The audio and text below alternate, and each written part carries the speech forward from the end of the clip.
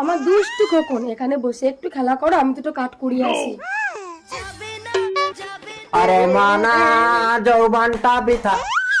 ও মা গো, কোন পোড়ামুখী এখানে ছেলে রেখে গেল? হ্যাঁ দাঁড়া, ছেলেটাকে লুকিয়ে ওকে একটু ভয় দেখে মজা দেখাই।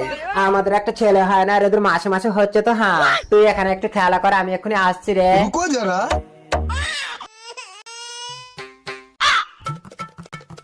খোকন রে তুই একবার, আমার খোকন কোথায়?